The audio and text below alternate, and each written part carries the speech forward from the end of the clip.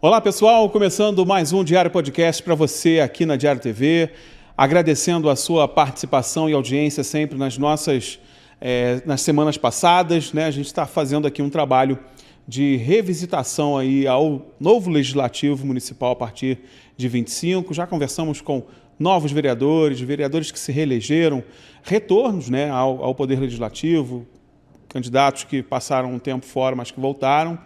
Enfim, vamos conhecer um pouco do perfil dessa nova Câmara de Vereadores em Teresópolis a partir de 2025. E eu te convido a participar comigo também através das redes sociais da seguinte forma: pega um dos nossos recortes, faz o seguinte, já vai lá, compartilha no grupo do WhatsApp, compartilha com o grupo da família, o grupo do trabalho, o grupo da pelada de futebol, o grupo de fofoca, manda para todo mundo, porque assim você consegue chamar atenção para o nosso conteúdo completo que fica lá no nosso canal do YouTube também. Já te deixo aqui uma dica importante, dá uma olhada no canal do YouTube, tem muita coisa bacana lá do Grupo Diário, tem jornalismo, tem os programas especiais, tem os podcasts, enfim, tem muita coisa bacana para você se informar, é muito conteúdo sendo produzido para você diariamente. E eu quero mandar um beijo especial também para os meus amigos de Nova Friburgo, Petrópolis e São José do Vale do Rio Preto, que também nos acompanham aí nas lentes da Diário TV. Muito obrigado pela audiência de todo mundo. Tenho recebido muita mensagem do pessoal aí dessas cidades e isso é muito legal, né? Mas o nosso assunto é Teresópolis e o nosso assunto é o Legislativo Municipal. E agora eu vou falar com o vereador mais votado dessa eleição, né? Se mostrou bastante combativo na última legislatura, né? Na atual legislatura, né? Que está em vigência ainda. Tem uma marca bastante grande no que diz respeito à cobrança dentro do plenário. Nós vamos conversar hoje com o Rangel. E eu quero conversar, já começando, né, Rangel, falando um pouco sobre a tua... Assim, a rua já tinha expectativa de que você realmente fosse o mais votado desse pleito, né? Isso era bastante recorrente, as pessoas estavam falando muito isso, até pelo teu perfil mesmo nessa atual legislatura. Você esperava essa boa votação? Como é que estava teu coração? Eu sei que você trabalhou pra caramba, né? A gente se encontrou em várias empreitadas eleitorais aí e esse cara trabalha pra caramba, a ponto de perder a voz, né? Como é que foi ser o mais votado desse pleito? Bom, antes, primeiro te agradecer a oportunidade, te parabenizar pelo trabalho aqui que eu tenho acompanhado aí os outros, legal, obrigado. Os reeleitos, os eleitos novos, né? E muito bacana que a gente passa até, por mais que a gente já os conheça, né, da rua, a gente passa também a entender as suas ideias. Então, te parabenizar pelo trabalho aí, você e o Grupo Diário. Bom, a expectativa era o seguinte, eu ouvia falar muito isso, e isso me assustava.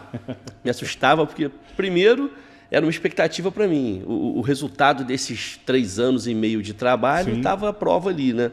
Saber se deu certo, se deu errado, se eu estava no caminho certo ou não. Mas eu acordava todo dia de manhã e pensava, eu ia dormir escutando isso. Pô, tu é o mais votado. E acordava assim de madrugada e pensava, eu só tenho o meu voto. Deixa eu ir lá na rua procurar, entender. Tá zerado, tá com um só aqui. Então trabalhei muito, andei, mas fiquei muito feliz, né? Por entender e até por poder estar partilhando isso. Dizer que quando a gente faz aquilo que é a nossa função, aquilo que é a nossa obrigação, o reconhecimento vem naturalmente. Então a campanha não é fácil, né? Você tem um público, né? Um eleitorado muito diversificado, pessoas com pensamento, e isso é muito válido, né? Mas você também tem campanhas muito ricas, você tem campanhas muito agressivas, e eu procurei vir na minha, embora tenha aquele espírito meio combativo, mas a campanha eu tentei fazer ela de uma forma muito leve. Eu acho que o resultado, como você disse, é o resultado do trabalho de 3 anos e 8 meses. Né? Sem dúvida nenhuma, a tua atuação foi predominante mesmo nesse resultado. É claro que o Rangel, o vereador, tem a sua marca, tem o seu carisma, você é uma pessoa que tem o seu público, mas aquilo que você apresentou no Legislativo, sem dúvida nenhuma, te credenciou a essa eleição expressiva.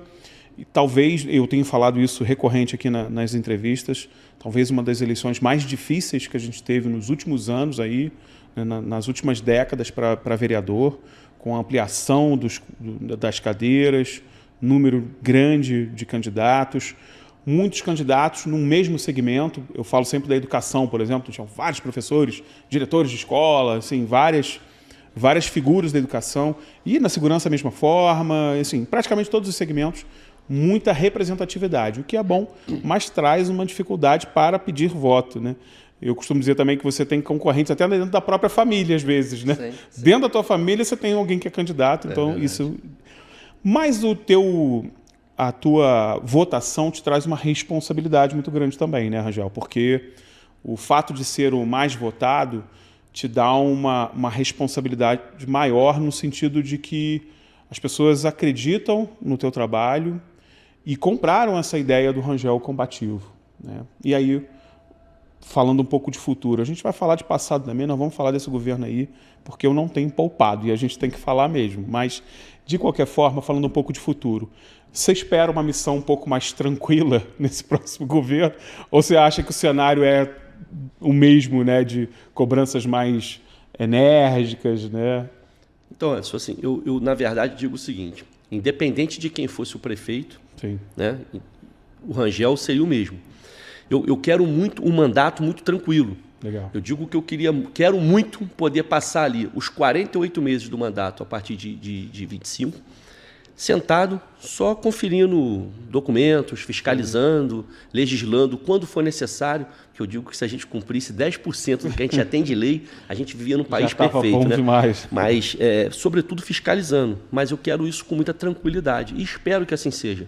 Porque, embora todos saibam, eu concorri na chapa de um outro prefeito que não se elegeu, mas eu torço muito para o que se elegeu, que é o Leonardo, né, o presidente da Câmara, que dê certo. Estou na torcida e torço primeiro como cidadão, porque a minha cidade tem que ser boa. Sim. E como político não mudou nada. Eu digo que o Rangel se sente muito mais confortável na guerra do que na paz.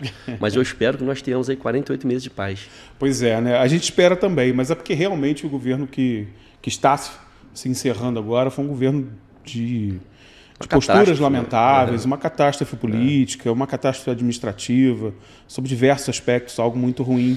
E assim, é bom que a gente fale isso agora, porque nós enfrentamos ao longo desses 6 anos aí de Vinícius Clausen, né, muitas resistências de pessoas que ainda acreditavam, de pessoas que ainda tinham, né, uma fé, e a gente dizia, olha, não, está indo para o caminho errado, né? Eu vivi isso na pele quando estava aqui no jornalismo, né?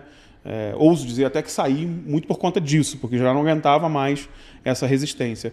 Mas hoje as pessoas começam a enxergar, Rangel. Hoje a gente já consegue ouvir de empresários que apoiavam, de setores da economia teresopolitana, de setores empresariais, de que será que a coisa realmente não era como a gente está falando desde o começo? Eu fico muito tranquilo, porque a gente sempre apresentou crítica desde o começo, assim como o vereador Rangel também, desde o começo, vem dizendo, olha, está errado, as nossas instituições de acompanhamento e fiscalização estão dizendo que está errado, a gente precisa de um olhar mais crítico, e a coisa foi sendo empurrada e a gente está chegando nessa situação complexa que está hoje.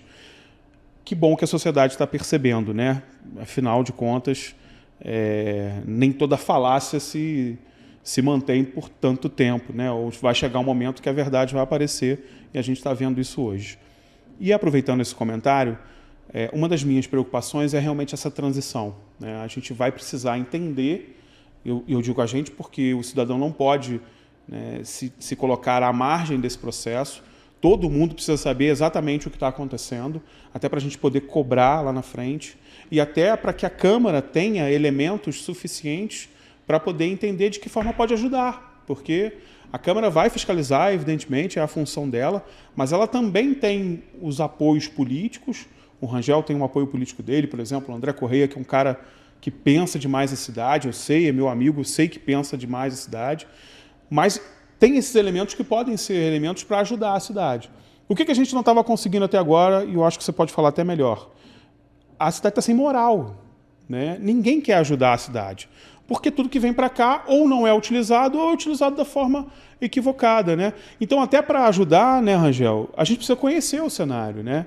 E como é que você vê essa transição? Você acha que o Léo vai ter dificuldade? Como é que vai ser esse processo? Anderson, eu entendo o seguinte, eu tenho muita preocupação com o que o próximo prefeito vai encontrar. Sim, sim. É um cenário de destruição, pós-guerra, essa é a realidade. Né?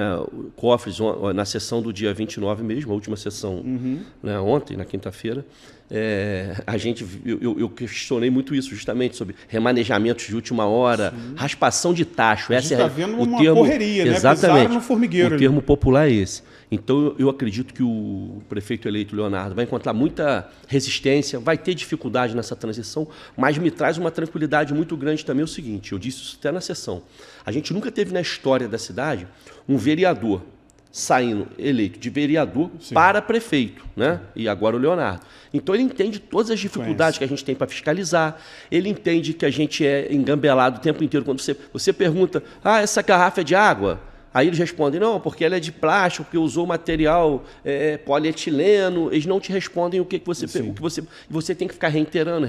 E os prazos vão vencendo. E isso, às vezes, traz até uma das pessoas, os caras fiscais é difícil, é complicado. Só que agora a gente tem assumido, no dia 1º de janeiro de 2025, um vereador que sai de 4 anos de mandato de presidente da Câmara para prefeito. Sim.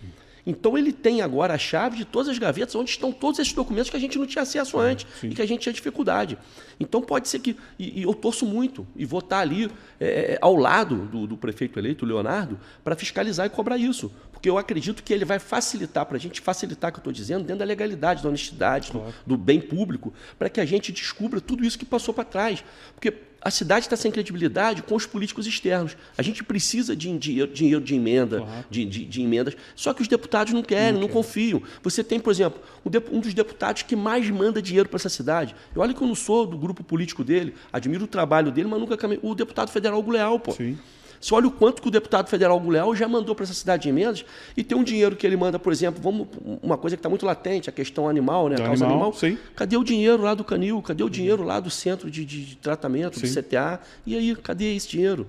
O André Correia, o pai do André, o deputado federal Luiz Antônio, estava no mandato, depois ainda mesmo como suplente, enviou para cá. Pô, eu sei a luta que foi para que a gente fizesse o dinheiro que ele mandou para cá de emenda, para a saúde, para cirurgias cardíacas, para que fosse utilizado de maneira correta. O prefeito tentou por várias vezes, não, vamos usar aqui não, vai usar ali. Sim. E a gente cobrava, e aqui eu não posso deixar ser leviano. Se não é a secretária de saúde, se a gente não fica em cima com ela ali, e ela também auxiliando, ajudando nisso... Não seria aplicado onde deveria. Não seria aplicado onde deveria ser, porque a vontade do prefeito é que esse dinheiro fosse usado, por exemplo, para pagar dívidas antigas. Você entendeu? Então, isso traz descredibilidade, isso traz um descrédito. Então, mas eu entendo também que o Leonardo, ninguém aqui é louco de desconsiderar a capacidade de articulação que ele tem. Então, eu entendo que isso vai voltar. Eu já tive uma conversa, por exemplo, com o André Correia, com o deputado estadual André Correia, falando sobre... E ele entende, e ele também apoiou o prefeito, que eu apoiei na eleição, mas só que a gente entendeu o seguinte, 6 de outubro ficou para trás. Agora a gente tem de 7 de outubro para frente, já estamos em conversa, ele já está com várias ideias, projetos, está disposto a continuar ajudando a cidade, entendendo que se a gente desistir, a nossa cidade acaba. E a gente não quer isso, mas a gente está saindo, a gente vai começar do zero, a gente vai sair do fundo do poço para tentar reerguer Teresópolis. E é importante que as pessoas entendam também, né, Rangel, que esse estado de coisas complexas que a gente está vivendo hoje foram escolhas da atual gestão. Então, o prefeito escolheu não pagar as dívidas, o prefeito escolheu não colocar as verbas carimbadas nos seus devidos lugares. Foi uma escolha administrativa, diferente do que tem sido dito aí, pelas propagandas institucionais, que a coisa era feita meio que para tapar o erro de gestões anteriores. Gente, isso não existe, tá? A prefeitura atual ela quase que quintuplicou as dívidas, é uma coisa absurda, que precisa ser tratada com... Eu tive a oportunidade de falar aqui com o Leonardo, na semana passada a gente conversou com ele, e ele dizia, a única coisa que eu estou pensando agora é em pedir ajuda dos órgãos, como o Tribunal de Contas, as próprias universidades mesmo, que têm corpo técnico para isso, para sentar, entender quais são esses números e entender qual é a saída para isso. A gente tem muitos problemas, gente, precatórios, entre outras coisas, que acabam engessando a cidade. E aí, estou aqui com um vereador que é um vereador atuante. Fica muito difícil para o vereador atuar como vereador se tem um cenário de terra arrasada como esse, porque fica o tempo todo, né, Rangel, tentando tapar buracos, tentando ajudar, tentando conter ali incêndios, porque a Câmara também é responsabilizada por isso, né? A gente não pode esquecer que a responsabilidade é solidária também, né? A Câmara, como órgão fiscalizador, ela tem uma responsabilidade solidária. Você vê a questão de dívidas, precatório. A gestão atual, o prefeito Vinícius, ele pega 18, consegue um liminar para não pagar precatórios. Só que as pessoas precisam entender que quando você deixa de pagar, os juros não deixou de estar acontecendo. Ele vai sendo e aí ele vem, e aí você vê, né? Quando o que foi uma tragédia para o mundo, para ele acabou sendo um afago, pandemia. Porque aí se suspende, quando está para cair, se suspende novamente questão de precatório. Sim. E ele vem não pagando. E aí ele goza daquela coisa de dizer, não, porque eu pago o salário em dia, porque eu faço. Olha só, primeiro que salário é obrigação. Ponto. Está lá no orçamento. Só que ele, quando não paga os precatórios, o juro vai crescendo. Tanto que ele assume com 86 milhões de precatório, e a última vez que eu vi, no começo do ano, já estava em 293. Então a gente já deve hoje, acredito eu, que passar aí, quando ele passar o governo, ele deve passar com mais de 350 milhões de precatório, isso de precatórios inscritos, fora o que está na fila para vir. Fora o que está para entrar. Que está para entrar. E aí, quando ele não vem pagando isso tudo, mas digo além, né, ele conseguiu criar a guerra da água, né? A questão da água que ele fez judicialmente. Tudo bem, fez lá, feito, né, flecha disparada não volta para o arco, tranquilo. Cadê esse dinheiro?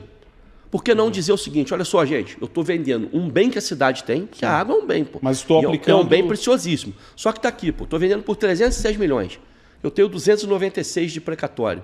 Eu estou indo lá e estou quitando meus precatórios. Eu aqui honro, eu estou vendendo um produto que eu tenho, que vale muito, porque a água valia muito mais, vale muito mais, mas está aqui. Olha só, ele deixava um legado.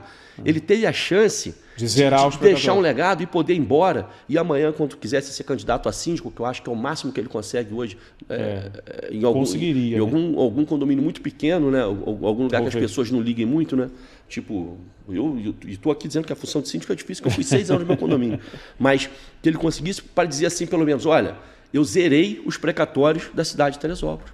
Mas cadê? Não, na verdade, ele aumentou isso em 5 vezes. Multiplicou exponencialmente. Né? Triplicou isso aí, quadriplicou isso aí, quintuplicou isso aí. Porque se ele passar aí com 350, 400, ele já vai... Olha quanto que isso aumentou. Então, é assim, absurdo. Você definiu bem. Cenário de terra arrasada. Essa é a realidade. Essas são as nossas contas. A gente ontem estava lá brigando, tirando R$500 de uma conta, remanejando 300 de outra, para remanejar, para pagar salário da assistência social. Tirou dinheiro de lugar importante, tirou dinheiro de aquisição de insumo para que a gente tem todo ano. Não adianta aqui ficar tapando sol com peneira. Pô. Não. A gente todo ano tem chuva, tem desabrigados, tem desalojados, a gente depende de colchão, a gente depende de cesta básica, a gente depende de insumos, e se tirou dinheiro disso para pagar salário. Fruto de desorganização, fruto de desmando, fruto de falta de capacidade de administrar. Fruto de escolhas erradas, né? Exatamente. Escolhas muito erradas. Sim.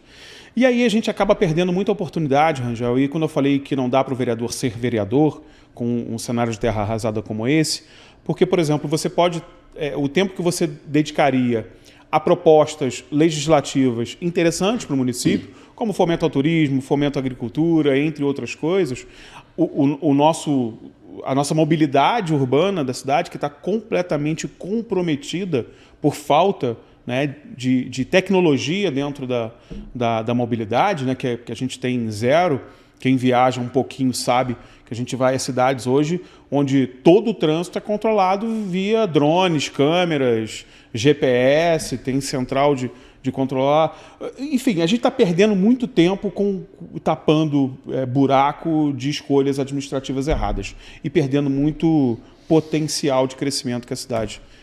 Eu escuto muito, eu tenho viajado muito por conta da minha atuação profissional hoje, que envolve, né, outros municípios, outros estados e até fora do país.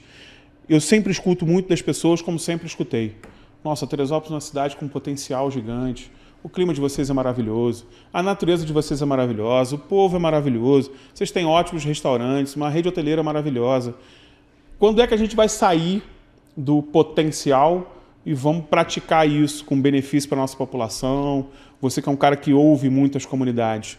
Porque esse potencial todo não adianta. O nosso povo continua desempregado, as nossas famílias não conseguem acesso à saúde, a educação capenga, né? Capenga, os serviços públicos não chegam a quem precisa e a gente fica vivendo de potencial. Eu acredito que para você, né, como um mandatário, como um homem público, seja algo muito desafiador, né? Como é que você se motiva para pensar isso? Como que a gente vai sair desse cenário, né? Quando nós tivermos políticos, porque não adianta. Quando a pessoa diz assim, eu não voto, eu não quero saber, eu não votei nesse cara, depende, ela está sendo administrada por quem foi eleito, ponto, acabou. Mas quando nós tivermos políticos que parem de pensar em grupos e passem a pensar no coletivo, em todos.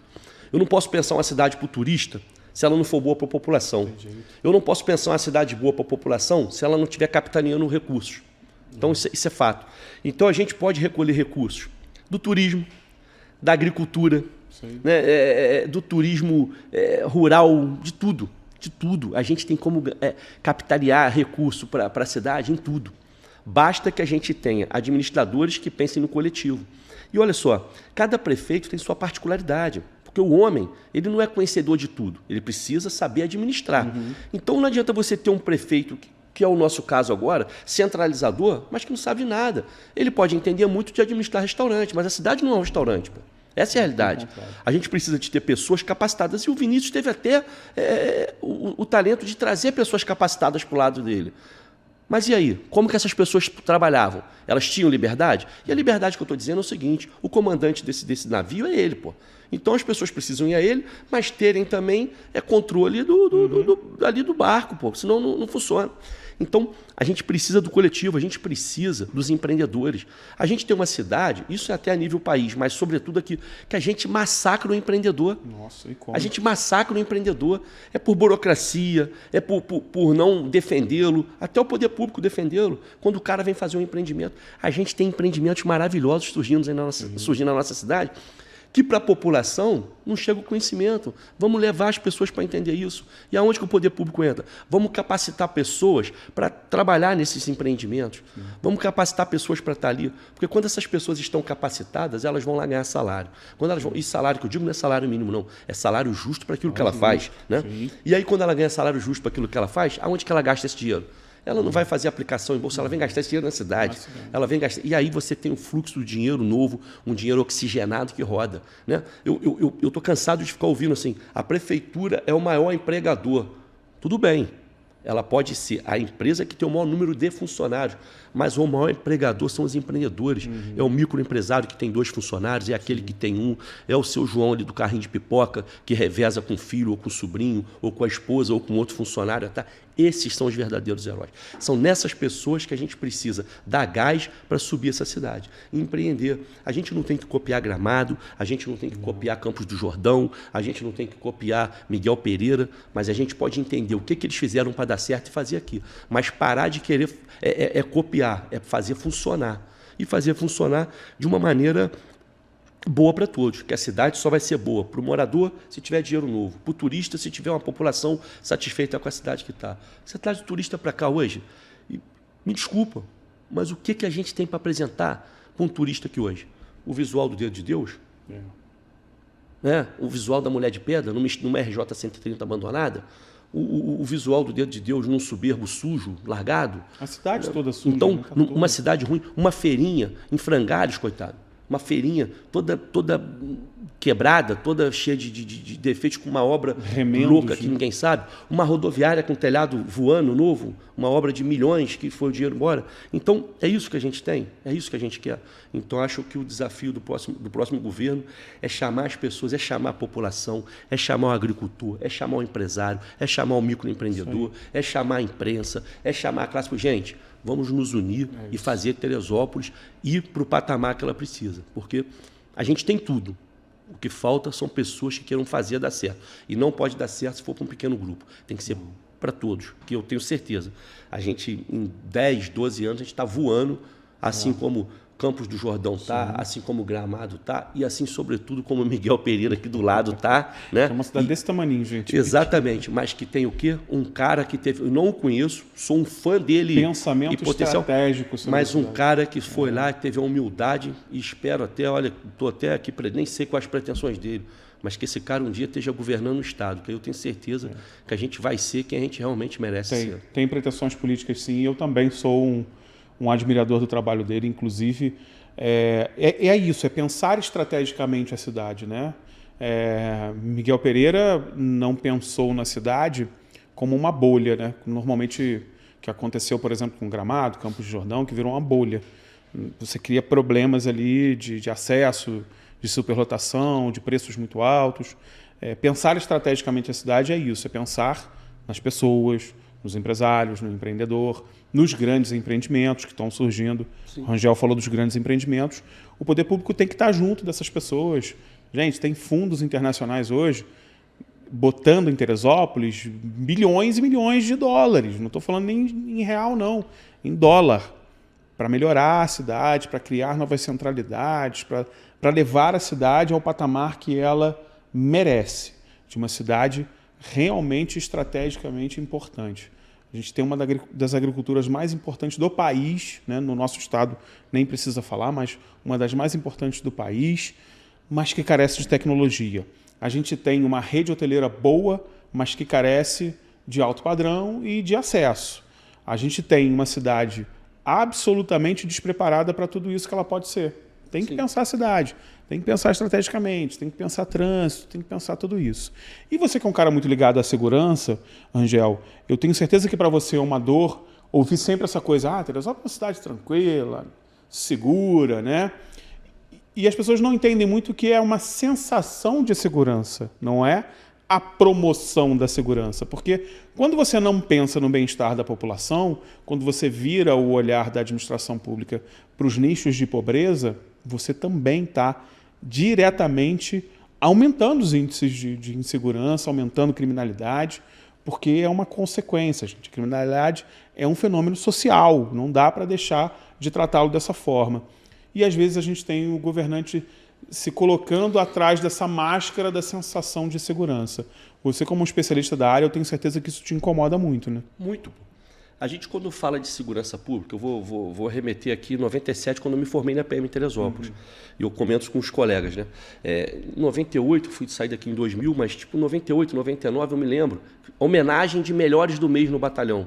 Você homenageava o policial que prendeu 10 sacolés de cocaína. Sim. Na época não tinha nem época, era sacolézinho. 10 sacolés de cocaína.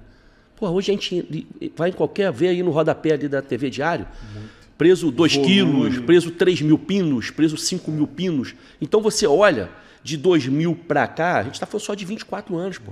Olha o tamanho que isso cresceu. E quando nos colocam como uma das cidades mais seguras, não é porque a gente reduziu o índice, é porque está tão grande lá fora que o mesmo nosso estando alto aqui, a gente está ali. E a questão da sensação de segurança que você falou. Mas a segurança pública ela vai muito aquém do policial com a arma na cintura ou a arma em punho. Sim. A segurança pública vai na questão da iluminação pública, do serviço público, da acessibilidade, da limpeza das vias, do atendimento social dentro das comunidades. Você precisa... Da geração de emprego e renda. Exatamente. Você precisa... É que o poder público esteja presente dentro das comunidades para que não seja a polícia a única solução. A gente não está hoje em Teresópolis em situação muito pior porque nossos policiais, graças a Deus, são clientes do próprio serviço. Exatamente. Eles são clientes do próprio serviço. Eles dormem no serviço. Eles dormem... quando eles estão no horário de descanso, eles estão dormindo dentro do trabalho deles. Você entendeu? Então você hoje tem policiais, por exemplo, eu sou criado na beira-linha. Quantos colegas policiais moram na beira-linha? Eu tenho vários colegas policiais que moram dentro da Quinta Leblon, no Rosário, no Perpétuo, no Pimentel. Nas comunidades. Quando em outro local você teria isso? Você não tem. Mas a gente hoje não está em situação muito pior por questões de sermos policiais clientes do próprio serviço. Porque até os comandos que tiveram, e aqui eu também não, eu digo que a gente precisa doer na nossa carne para entender. Claro. Nós tivemos péssimos comandos de batalhão aqui. Sim. Entendeu? Comandos que colocavam viaturas pela reta, com os giroscópios acesos, para trazer a falsa sensação de segurança, mas que não combatiam. E assim, a gente tem tido nacionalmente uma política de segurança que favorece ao crime. Claro. Entendeu? Que favorece ao crime. Então, dizem de direitos humanos, né? Eu digo que direitos humanos é a coisa mais simples do mundo. Direitos humanos é só inverter a palavra humanos direito, acabou. É simples, você tem que funcionar assim. Mas Teresópolis, se a gente não mudar, e a segurança pública, ela é um dever do Estado. Sim. Mas é obrigação de todos, né? Todos os entes. Então, se o município, e aqui, graças a Deus, outra coisa que a gente tem aqui que é muito coeso, aqui não existe esse racha de segurança pública. Aqui, Guarda Civil Municipal, Polícia Militar, são Polícia Civil, eles trabalham integrados. Tem essa coisa, são todos amigos. Eu, sou policial militar, tenho diversos amigos, tomo cerveja com vários guardas civis municipais que são meus amigos, com policiais civis. A gente tem essa... E estou falando isso no horário de lazer, né? No horário de folga ali. Mas... tem essa união, que é o que nos leva ainda a ser a cidade mais segura. Mas nós não somos a cidade mais segura Na prática, na teoria sim, porque lá fora está tão alto o índice que o nosso índice aqui está baixo. Mas a gente vê coisas aqui em Teresópolis absurdas que a gente nunca imaginou de ver. E parte do poder público, o poder público municipal, tem muita culpa nisso. E tem culpa. A gente precisa entender que está tudo integrado, né? Eu levantei essa questão da segurança e da falsa sensação de segurança que nós temos, porque ela acaba sendo usada como uma espécie de muleta, inclusive, para não tomar as atitudes que precisam ser tomadas, para não fazer aquilo que precisa ser feito, né? E aí as questões sociais estão inteiramente ligadas, não tem como. Eu ouvi, Rangel, numa comunidade recentemente, dentro de um projeto que eu participei, de uma pessoa falando assim, mas professor, eu acho que o governo não sabe que a gente existe. Porque eu nunca vi nada daquilo, assim, é aquela questão do acesso mesmo, né? Eu não estou falando do prefeito ir lá, é o Estado enquanto instância de poder, é ter um agente comunitário, é ter, né, alguém que vá a esses lugares e ouça essas pessoas. E eu não estou falando de comunidades isoladas, quilombolas, não. Eu estou falando de comunidades aqui no bairro de São Pedro, próximos do centro da cidade, que em 15 minutos a pé você está no centro da cidade. A realidade é muito difícil para essas pessoas, gente. E ouvir uma queixa dessa, de que, poxa, eu acho que o governo não sabe que a gente existe, isso é algo muito que dói, né? Eu como agente público, se fosse agente público, eu me sentiria muito doído com uma afirmação dessa. É porque você vê, o poder público ele não se faz presente com a foto do prefeito ou com a presença do prefeito, não, pô. Nem com o uniforme bonitinho. Exatamente. O poder público ele se faz presente quando o cidadão, que paga impostos também, vai ao posto de saúde e lá ele é atendido. Quando ele tem a coleta de lixo diária ali dentro da rotina sendo feita.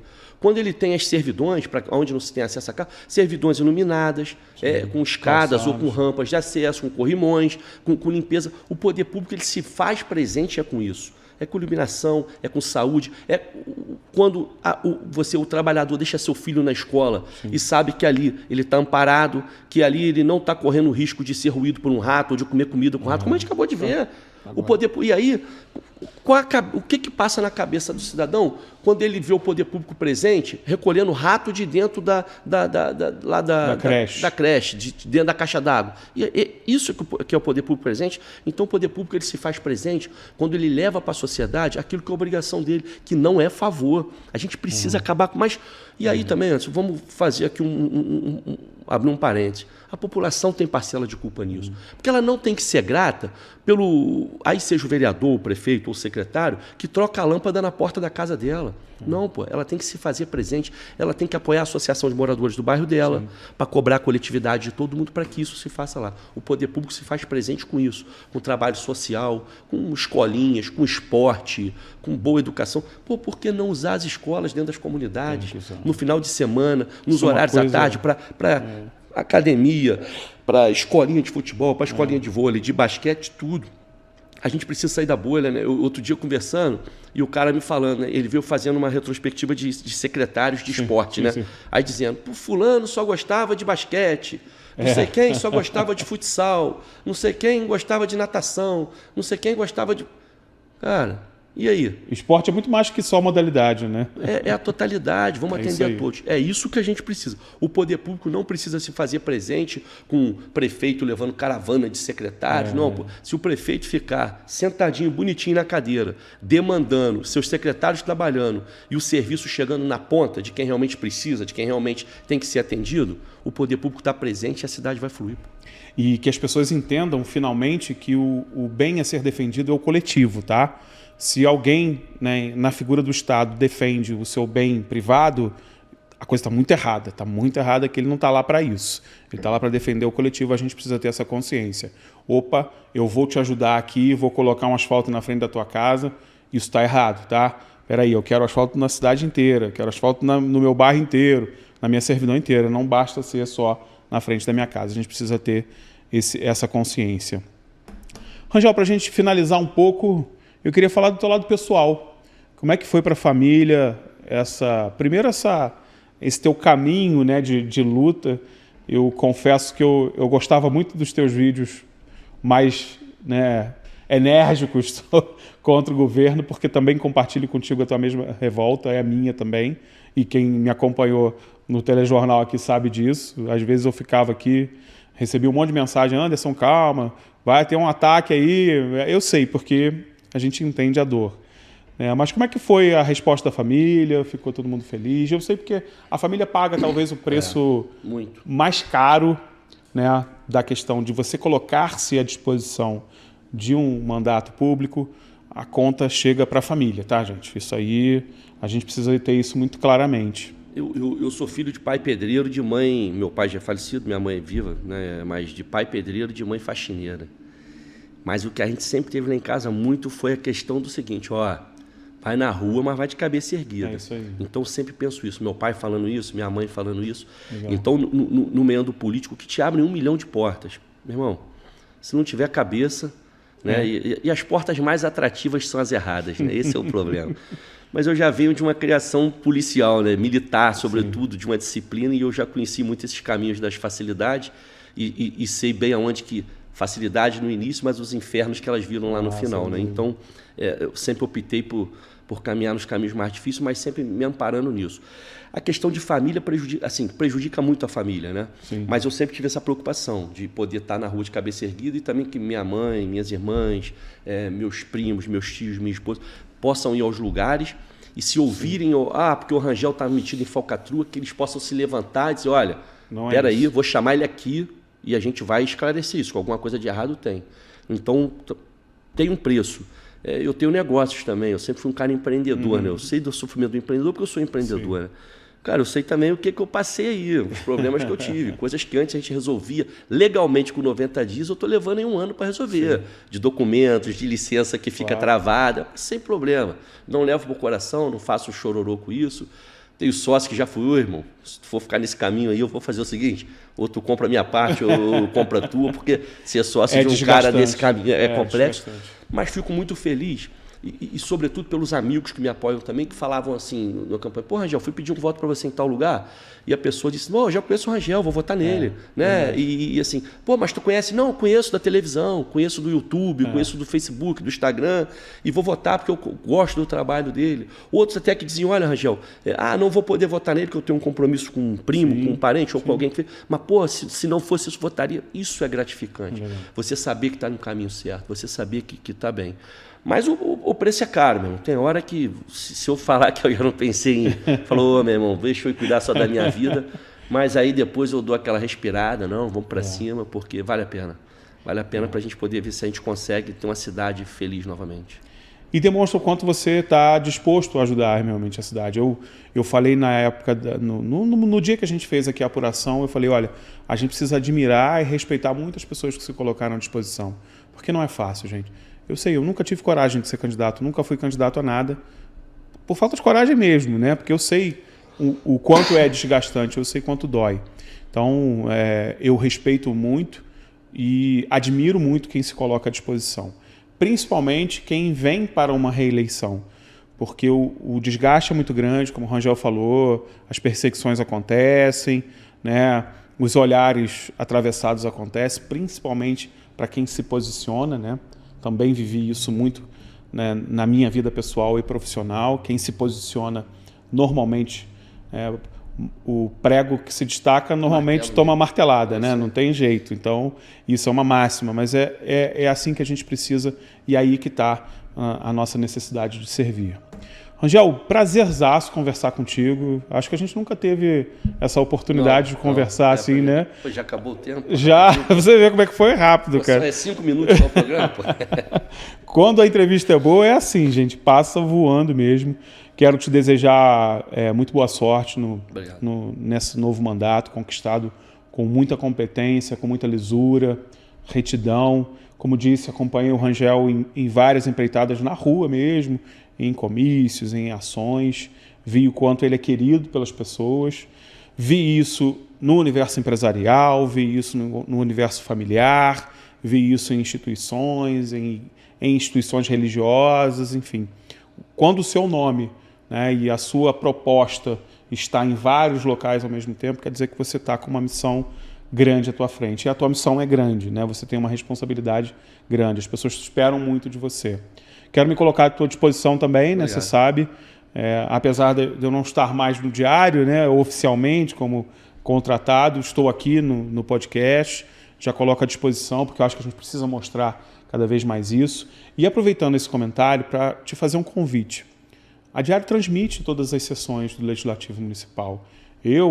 Boa parte da minha admiração ao vereador Rangel, não. A pessoa do Rangel, a admiração é antes disso, mas a admiração do Anderson para o vereador Rangel veio das sessões que eu acompanhei. Às vezes fora da cidade, às vezes estudando, acompanhando ali o que o Rangel vinha dizendo ao longo das sessões. E fica essa dica para você.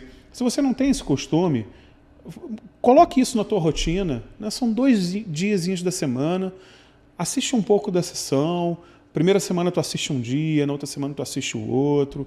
Coloca isso na tua rotina para que você se insira. Sabe por que eu estou falando isso? Porque você vai ter a capacidade de se indignar, muitas vezes. Quando a gente perde a nossa capacidade de se indignar com uma coisa que diz respeito ao nosso dinheiro, à nossa cidade, né, à vida das nossas famílias, das nossas pessoas que a gente ama, isso é muito chato, é muito ruim, né? Quando o outro passa a lutar por você, lute você também.